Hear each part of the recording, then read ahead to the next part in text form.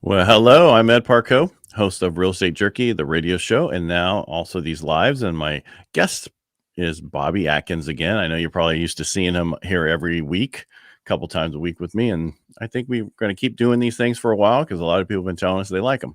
Yeah, I'm having a lot of fun, and I like to be able to educate our buyers and sellers. So this is a good way for them to reference back, and maybe we can answer some questions before they even ask them. Or make more, right? Yeah, yeah. If anyone has a question they'd like for us to discuss, we can obviously discuss it. Please put it in the comments below or send us a message.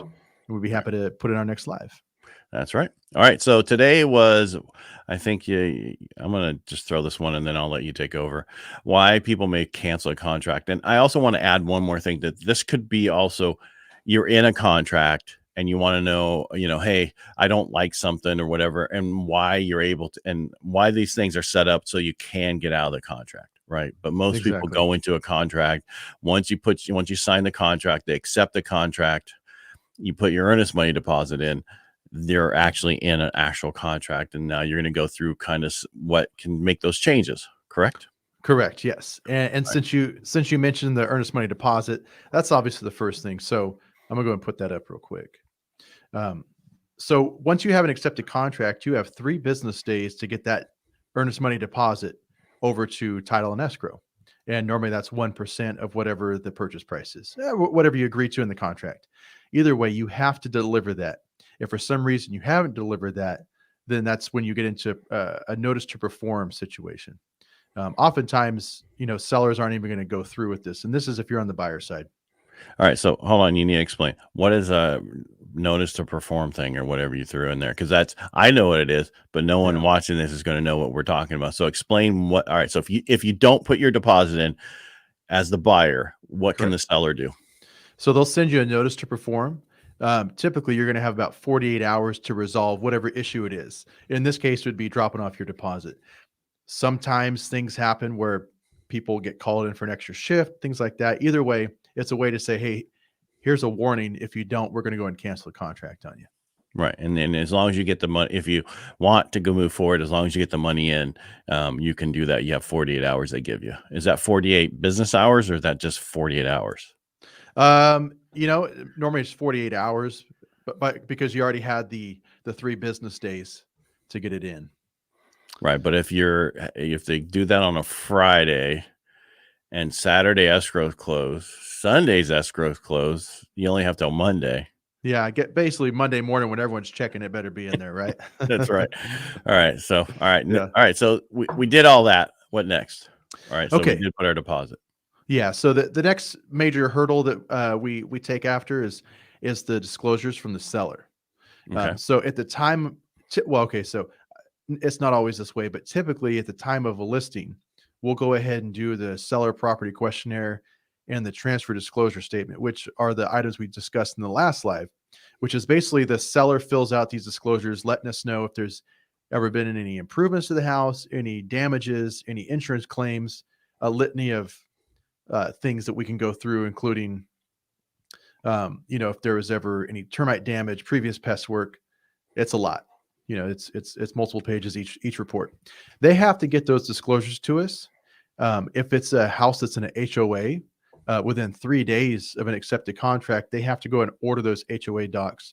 And the reason they do it right away is because it can take 3 weeks to almost 4 weeks just to get them. And it's pretty common for it to get there right before you're signing loan docs.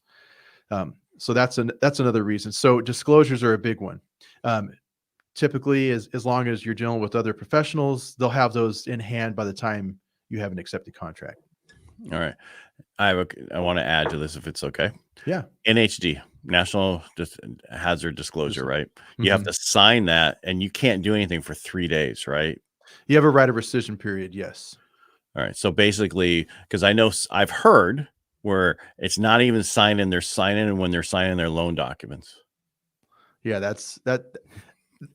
And that has nothing to do with the lender. This has to do with the listing side, and because they order that NHD, right? Yeah, and typically, as soon as you get in a contract, you let your transaction coordinator know. Let's go ahead and order this natural hazard disclosure. That's a really important one. Also, it's going to cover what if there's a natural gas pipeline running through your neighborhood, everything. It tells you how ugly there could be stuff out there that could affect your house and certain things that are out there, whether Yeah. you buy a super fund, any of these other things that could come up. It's important documents to know. And then noise, it has all that stuff in there. Just like besides we went over the contract last week or whatever, and it was talking about the new stuff that's on there that you have to disclose. But I think it's important to understand that these disclosures are sent to you, to your agent, that your agent then has to sit with you and have you sign these if it's not right. Correct. And it's a lot to go over, and obviously people are going to have questions. And one of the first things I look for in the natural hazard disclosure is if there's Mello-Roos. And that's one of those things that can get looked over really easily and could cost, your buyers hundreds of dollars. And what is Mello-Roos? And Mello-Roos is a special assessment that's attached to the property typically for 30 years, and that goes to funding schools and other projects in the neighborhood. Go ahead. I was going to say it raises your tax. So basically what happens is instead of having say you have a tax rate in California where you are 1.25, that tax rate could be 1.8, 1.75 on it. So that could really increase your numbers. And you say for 30 years, but they can always extend those things, can't they? Yeah. So if people don't petition for it to be removed, it'll just stay on there. And that's what's in the fine print. Right. And you can pay it off though. If you pay it off ahead of time, then it's gone.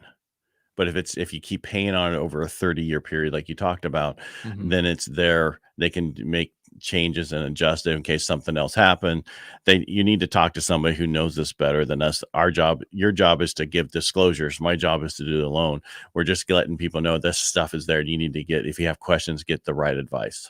Yeah, absolutely. So, and obviously we're just touching on kind of the main reasons why someone might get into a contract and say, you know what, I don't know if I should be purchasing this home. So we're always going to want to do a pest inspection. I recommend it. Sometimes people want to waive their inspections. I always tell them you should always do a home inspection and pest inspection. For the main reason that you're hiring this person to give you, an unbiased review of this home. They're going to tell you how bad it is, right? And you can decide from there if you like it or not. Even with new homes, they can find stuff. So I don't want people to think that they're just going to pick apart old houses. So go ahead. Is this also like, because I didn't look at all your stuff, pest issues, but would this be also the home warrant, not home warrant, but the home inspection also? Or is this part of that, or is this something else? We can lump it under there because these are our discoveries that we pay for, right? So the majority of the time, the pest issues we're going to worry about is going to be termites and dry rot. And when you have a pest inspector come out, that's what they're going to be looking for because those are the big ticket items. If you need to have a house tinted because it has termites, that could be up to $5,000. Now, obviously, if you have a giant home, it's going to be more, but it's kind of to scale. Right. And so what happens, say you get into contract and you find out you do have termites, well, then you're going to have to send in a request for repairs. And you're going to have to ask the seller, hey, can you guys go ahead and remedy this situation? And most of the time there's a negotiation and we come to an agreement. But say someone says, no, I'm not going to do anything at all. Well, that's a reason to say, okay, well then if you're not going to perform these repairs, then I guess I need to cancel this contract. Or say, okay, and I'll take care of it. It depends. Yeah. Yeah. I mean, if you want to buy a house and then put, thousands of dollars into a house, it depends on the market, right? I mean, obviously in a seller's market right now, people are willing to kind of give and take. Right. Well, a lot of times up in we'll say Tuolumne County, they have decks, right? The seller doesn't want to repair the deck. Every deck normally has some type of dry rot, some issue on it that needs repair. That could be a lot of money. So they'll rip it down if they have to, where you might not want that ripped down. You might want to just replace some of the boards yourself, and you can do it yourself because whatever. You just have to understand what you're getting into. I'm real big on making sure that you understand that you don't want to take on a lot of these issues yourself, because if it was something inside like a bathroom or whatever, once you open that up, you can find other things that's going to could cost you $20,000, not $5,000. So it's always better to try to have the seller take care of it. But like you said, some markets, they're not going to do anything. So, yeah. And just some sellers, they say, nope, I'm selling it as is. It is what it is. I have multiple offers, and we'll take Right. a backup offer. All right. A- And that actually kind of ties in. I jumped the gun and kind of tied the two together, but request for repairs denied. Right, You because know, it's not just pests. I mean, you could have the home inspection, and there's stuff on there that you want, like electrical or this or that. I yeah. mean, all electrical panels always come up usually on those things Oh because yeah. to me, somebody else did some wiring that wasn't Johnny. Someone's uncle used to be an electrician, and they ran the wires and this and that. I mean, because if you would have seen my house when we remodeled our master bathroom, I'm sorry, I can't say that word. I apologize. The main bathroom. Sorry, I don't want to get in those, Yep. The those social letters. justice warriors are going to get you. Yeah, yeah. Huh? They used it as a junction box, the light in our in that bathroom. You open it up, there was so many wires from there going to so many different things that I'm surprised our house didn't burn down. So things like that you're unaware of that could be there, and that's no matter Yeah. which new, old, whatever, you never know.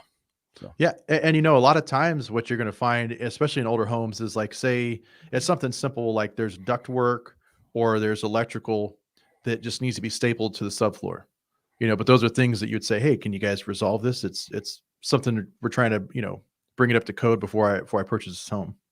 right. So and a lot of times home inspectors will find things, and they'll say, okay, well, it looks like there's no power going to this outlet in the island. You should probably have an electrician figure this out. So, And then there, like when I'm gonna bring up that bathroom we had remodeled, there was a live 220 in the wall. really? Yeah, they're like, you're lucky this bathroom didn't flood because you would have died. What was it? A laundry room at one time? I don't know. So I wonder why there'd be 220 in there. I have no idea. No kid, So unless or yeah, someone was hooking up their welder in there, huh? no, it was just I assumed it was someone had made that who knows.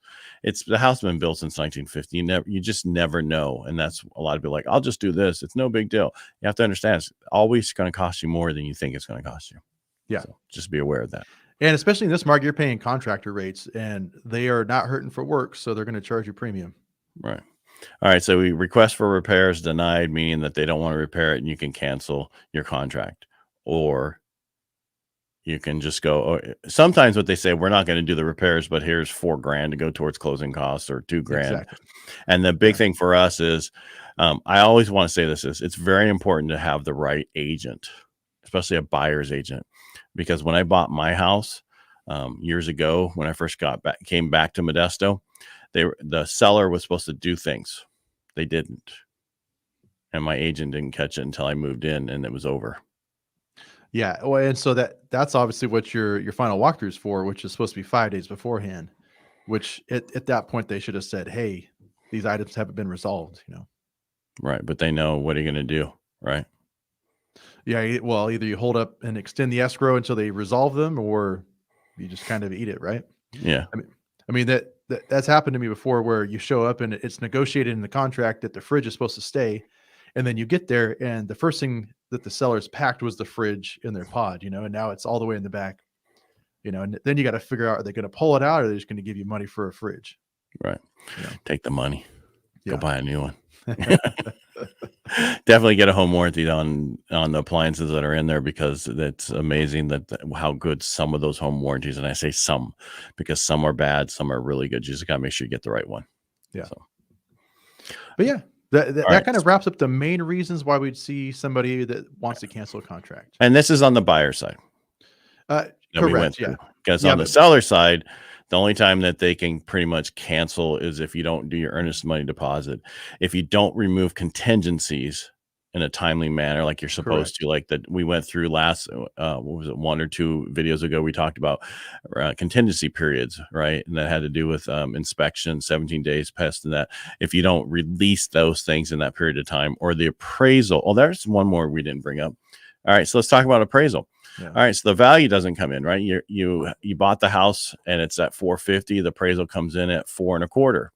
So you go back to the seller and say, "Hey, it's only worth $425." They come back and say, "Sorry, we want $450." Yeah. At that point, right?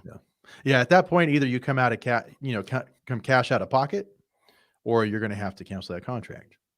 Right. And that's the main thing we run into. But lately, we haven't seen those issues with appraisal. Actually, I've seen houses come in way more than they're supposed to. Yeah. I had one that was 1.6 million, came in at 1.875. Woo. Yeah. So it's like, can you imagine telling the seller, oh, you left Yeah. 200 grand on the table? No. That's why you don't tell them that, right? No. And normally normal appraisers won't, if it's worth more, they don't tell you that's worth more. They just bring it in at the sales price, even if it's worth more. Because what people don't realize is once that closes at the purchase price you're buying it, that house is now worth that. So if it was worth 1.8 now, but closed for 1.6, it's worth 1.6, right? If you are buying a house for 450, but the appraisal came in at 4.25, the moment that house closes at 450, it is now worth 450. So if you're, a lot of people are like, I don't want to pay 25,000 more than this, but the moment you close, it is now worth that. That is a new comp for the area. All the other houses want to thank you. So what, and kind of to tie into that, that's why it's good to have a good listing agent who can tell you what the value of your home is. Sometimes sellers say, this is what I want out of my house, and we're going to list it for this price, right? But the best thing to do is trust your agent and list it at the market value. That way you know it's going to appraise, because a lot of times people are going to be selling a house to buy a replacement property. And if they've figured out in their mind or their budget that they need this additional $25,000 their agent's telling them they can't get, well, they're going to get in a contract and probably find out that's the case. And then you got a problem, that's when things fall apart and you have multiple issues. I'll just say that. Just a little bit. Yeah. All right. I think we hit everything, didn't we? Yeah, I think so. Going through your stuff, and I appreciate you setting up today. It's fun, huh? Doing these lives. All right. Yeah. So what's next week? Do you have that one or next? I should say on Thursday. Yes. I don't have that list with me. So we're going over appraisals. Oh, fun. Yeah. You want me to have one? Yeah. Please. All right. I'll have to black out all the different information. Okay. At least the address and the name. So that way you can look at it. But it'd be nice for people to understand what appraisal, because you'll get the appraisal and most people go, what do I do with this? Nothing, right? They can't use it. You don't use it again. It's only for this transaction. So. Mm-hmm. And maybe at that time, I can talk about FHA appraisals and VA appraisals, how they run with it. And we'll go through that. How about that? That sounds great, man. All right. Well, until next time here on Real Estate Jerky Live, we will see you guys on Thursday. And thanks for watching. And again, Bobby, thanks for being here. Appreciate your time as always, Ed. Thank you. All right, sir.